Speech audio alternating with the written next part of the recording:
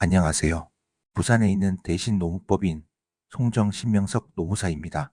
출퇴근길에 혹시 모를 사고가 발생했을 때 여러분을 지켜줄 공무상 재해에 대한 모든 것을 알려드리고자 노트북을 켰습니다. 공무원 여러분이 반드시 알아야 할 가장 확실한 가이드를 지금부터 시작해 보겠습니다. 혹시 이런 경험 있으신가요? 출근길에 아이를 어린이집에 데려다 주다가 사고가 났거나 퇴근길에 병원에 잠시 들렀는데 불의의 사고를 당하게 된 경우 말입니다. 그때마다 잠깐 마트 좀 들렀는데 사고가 났다면 이런 경우도 과연 공무상 재해로 인정받을 수 있을까요? 많은 분들이 궁금해하시는 부분인데요. 오늘 그 답을 명확하게 알려드리겠습니다. 공무상 재해로 인정받기 위한 원칙은 단 하나, 바로 통상적인 출퇴근입니다. 여기서 통상적인 경로와 방법이라는 기준이 가장 중요한데요. 쉽게 말해 사회 통념상 봤을 때 누구나 그럴 수 있다고 인정할 만한 합리적인 과정이었는지가 핵심입니다.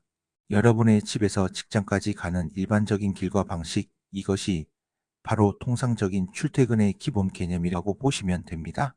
그럼 통상적인 출퇴근으로 인정받기 위한 세 가지 구체적인 조건을 살펴보겠습니다. 첫째, 이동 경로입니다. 반드시 주거와 근무 장소 사이의 이동이어야 합니다. 둘째, 업무 관련성인데요. 업무를 시작하기 전이거나 또는 업무를 마친 후의 이동이어야 합니다. 마지막으로 가장 중요한 경로의 순수성입니다. 출퇴근 경로에 일탈이나 중단이 없어야 한다는 원칙입니다. 이 세 가지 조건이 기본적으로 충족되어야 공무상 재해로 인정될 수 있습니다. 하지만 우리 공무원분들의 출퇴근길이 언제나 집에서 직장까지의 직선 코스일 수는 없죠. 바쁜 일상 속에서 잠시 경로를 벗어나거나 중간에 멈춰야 하는 경우가 분명히 생깁니다. 예를 들어 퇴근길에 장을 봐야 하거나 아이를 데리러 가야 하거나 병원에 들러야 하는 등 말이죠. 이렇게 일상생활에 꼭 필요한 일들로 인해 경로를 벗어나거나 잠시 멈추는 경우는 과연 어떻게 될까요? 이에 대한 예외 규정이 있습니다. 잠시 경로를 벗어나거나 멈추는 이런 일탈 중단은 괜찮습니다.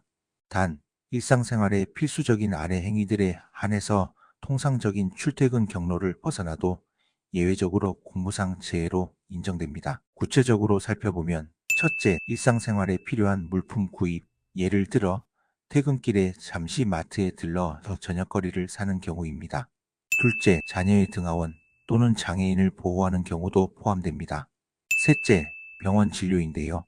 치료나 예방 목적의 의료기관 방문도 인정됩니다.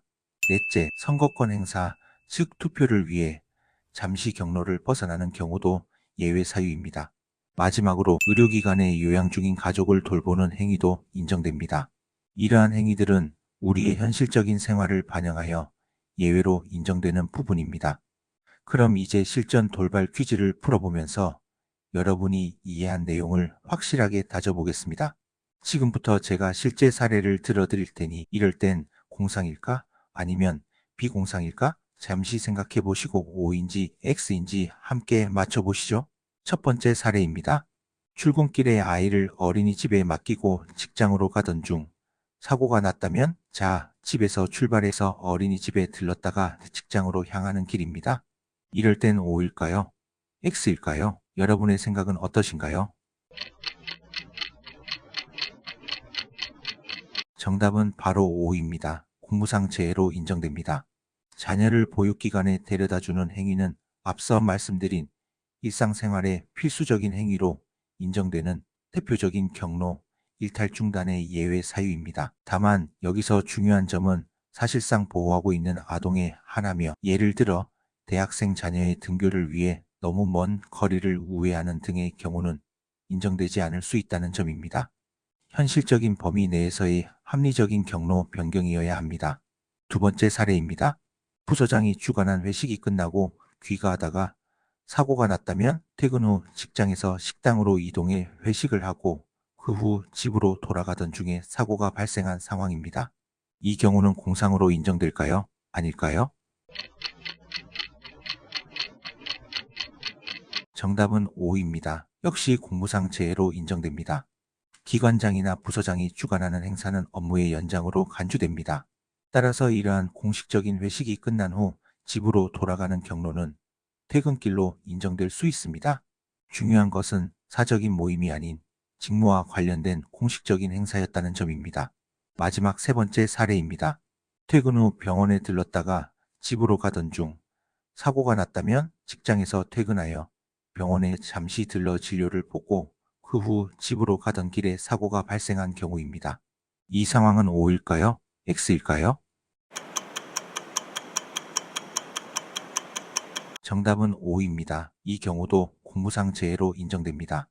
질병의 치료나 예방을 목적으로 의료기관에 방문하는 행위 역시 일상생활의 필수적인 행위로 인정되는 예외 사유에 해당합니다.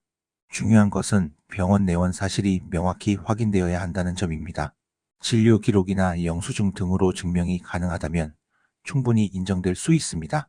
재미없는 영상 보시고 계신데, 자, 이제 뭐라도 머리에 남는 게 있어야 하니 지금까지 말씀드린 내용을 바탕으로 여러분의 출퇴근길을 안전하게 지키는 핵심 체크리스트를 정리해 드립니다. 첫째, 기본 경로를 항상 기억하세요. 집과 직장 사이의 통상적인 경로와 방법이 원칙입니다. 둘째, 일상생활의 필수적인 행위는 예외로 인정됩니다. 장보기, 자녀 등하원, 병원 진료 등은 괜찮습니다. 셋째, 공적인 회식은 업무의 연장으로 봅니다. 부서장이 주관한 회식 후 귀갓길도 퇴근길로 인정될 수 있습니다. 마지막으로 만약을 대비해 증빙 자료를 확보해 두시는 것이 좋습니다. 경로 입증을 위해 교통카드 내역이나 혹시 모를 CCTV 영상, 관련 영수증 등을 잘 알아두고 보관해 두시면 큰 도움이 됩니다. 오늘 말씀드린 내용이 여러분의 출퇴근길 안전과 권리 보호에 큰 도움이 되기를 바랍니다. 공무상 재해는 복잡하고 민감한 사안이 많습니다. 혼자 고민하고 해결하려 하지 마시고 반드시 전문가와 상담하시어 정확한 진단과 도움을 받으시길 권해드립니다. 저와 저의 사무실은 언제든 여러분의 곁에서 최선을 다해 도움을 드릴 준비가 되어 있습니다. 더 궁금한 점이 있으시면 언제든지 연락 주시거나 유튜브 채널을 구독하시면 더 많은 정보를 얻으실 수 있습니다. 감사합니다.